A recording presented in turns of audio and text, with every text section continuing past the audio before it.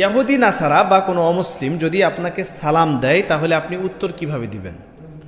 উত্তর দেওয়া তো যাবে, কিন্তু উত্তরের যে বাক্য সেটার ব্যাপারে আমাদের ইখতিলাফ রয়েছে একটু। অধিকাংশ ওলামা ইকরামগণ, জুমহুর ওলামা ইকরামগণ বলেন যে যদি কেউ সালাম দেয় তাহলে আপনি শুধুমাত্র কি বলবেন? ওয়া আলাইকুম, বাস, এর থেকে বেশি আপনি বলবেন না।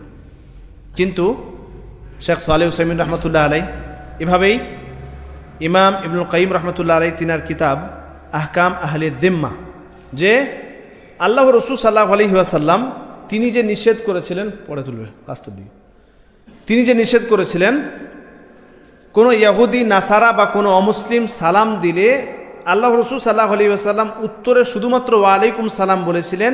সেখানে একটা দলিল পাওয়া যায় যে তারা সালাম আসসালামু আলাইকুম তারা বলেনি, কি বলেছিল? আসসালামু আলাইকুম।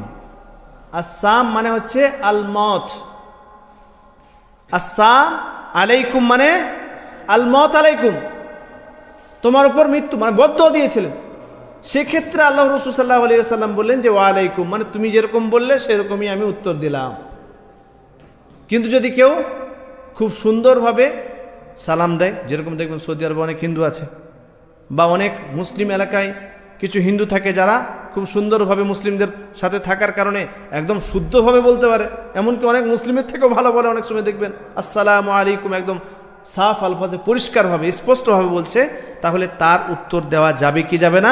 শেখ সালেহ উসাইমিন রহমতুল্লাহ আলাইহি বলছেন এবং ইমাম ইবনুল কাইয়িম রহমতুল্লাহ আলাইহি বলছেন যে দেওয়া যাবে ইনশাআল্লাহ। কারণ ওই হাদিসের ভিতরেই দলিল রয়েছে যে আল্লাহ রাসূল সাল্লাল্লাহু আলাইহি ওয়াসাল্লাম শুধুমাত্র বিশেষ প্রেক্ষাপটে যারা আমাদের ওপর বদদুয়া করার উদ্দেশ্যে সালাম দিত, আসসালামু আলাইকুম বলতো, মানে শব্দ চয়নে তারা পার্থক্য করত, তাদের ক্ষেত্রে বলা হয়েছে যে তোমরা যেরকম বদদুয়া দিচ্ছ তোমাদের ওপরও।